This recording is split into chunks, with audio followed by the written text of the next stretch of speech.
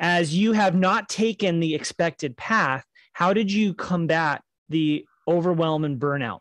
Well, in thinking about this idea of creating your own path, I think, I suppose I've done that a couple different times in my life, but most recently, I made a huge career shift and I was in New York City for 12 years and I moved up to Boston during the pandemic.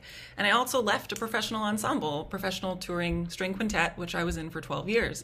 And I think those two things combined, you know, me being a successful musician in New York City and a successful touring ensemble, were loaded with success. And Sarah, you've made it and all these things. And you know, that was aligned with me for many, many years. And then I had some clarity that it wasn't anymore.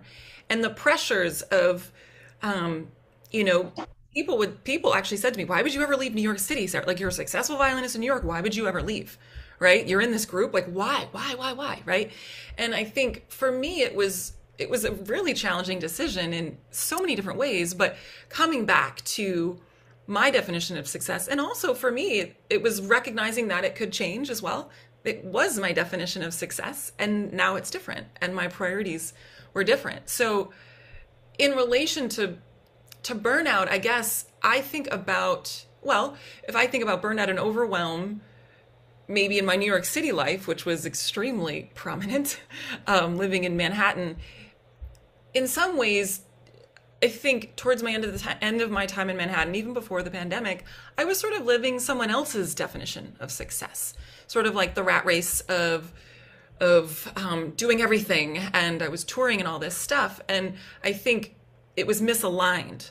And I got the clarity during the pandemic, which was a big silver lining for me, but I think that created that overwhelm and that stress. I wasn't aligned. I wasn't listening to myself. When it comes to, I think Angela said, you know, what do you want, right? Such a simple question, but also really hard to answer sometimes, and hard to listen to the answer.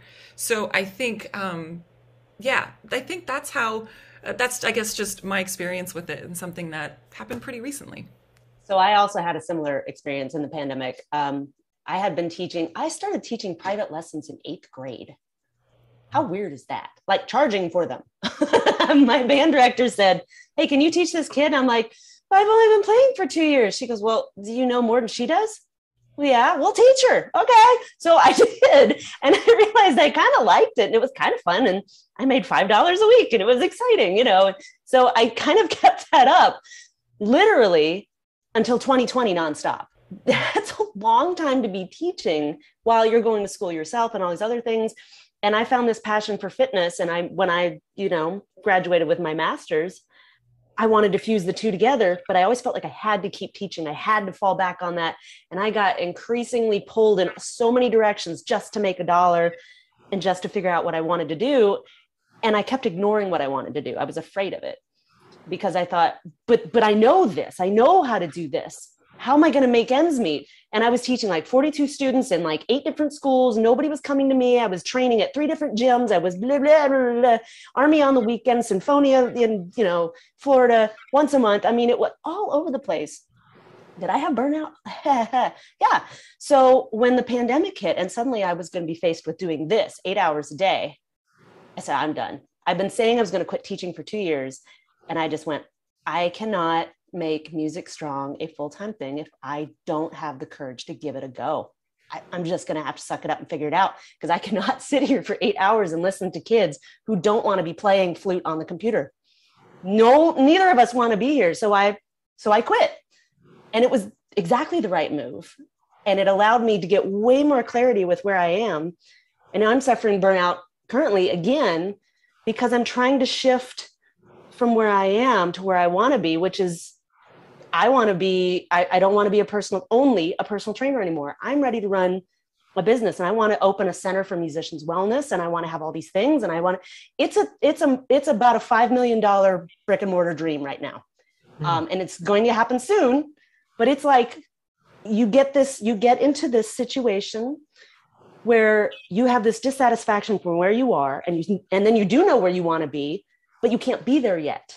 And then you're frustrated. And then it's like, well, but I don't want to do this anymore, but I do want to do this, but I want to do that. And then and it's this warring factor. So what I found for me in this space, while I'm trying to have the patience of, it's going to take longer than you want, you just have to keep at it. In the meantime, stay present with your clients and the people that you love that got you here, and have the best attitude you can, prioritize what needs to be prioritized. And if there's things you can drop, well, then drop them. It's okay to not do everything. And in the meantime, be as present as possible, give them the best experience you possibly can, and then focus the rest of your time on that. But you have to learn how to prioritize, and then take some time for yourself, which is not easy because there's only so many hours in the day. That's my story at the moment. But for me, the overwhelm and burnout has been mostly situational, from, moving to a place where there was no work after a 10-year successful freeway musician career in Michigan, and then finally deciding at 45 to go back and get my doctorate while I was raising 2 small children and working, and a husband who was working part-time, and we were trying to live on less than poverty level.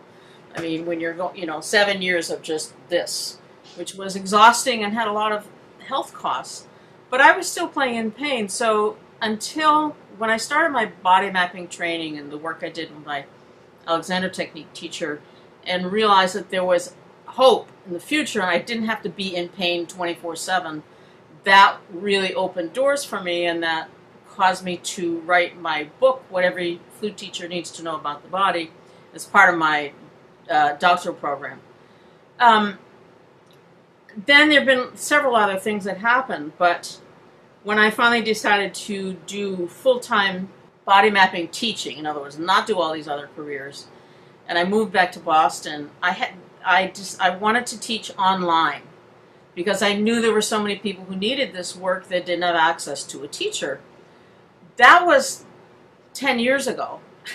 I started teaching online 6 years ago, but I had to learn how to run a business, and I got to tell you, that has been the most overwhelming, exhausting thing I've ever done. Oh my God. And I'm still trying to do it all myself, which is the real exhaustion and burnout. But I think what happened in COVID for me, and this is what I've seen in all of my students, COVID triggered all our old shit, pardon my French. Whatever we thought was resolved but wasn't resolved just came. And for me, that was about safety. And here I am, I'm not safe in the world right now.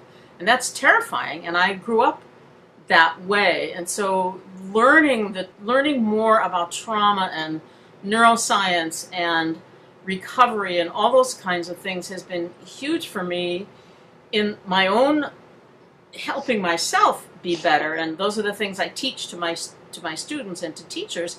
How can we help our students when they come into a lesson and they're clearly upset?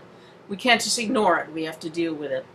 So I've been learning all that stuff. I'm gradually coming out of my year-long depression.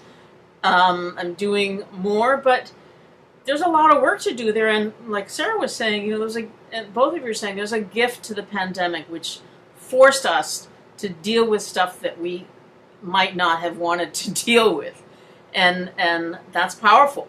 I don't feel like I've had much choice. I've just gone where I needed to go, and sometimes it worked and sometimes it didn't, but there was always something next for me. Yeah.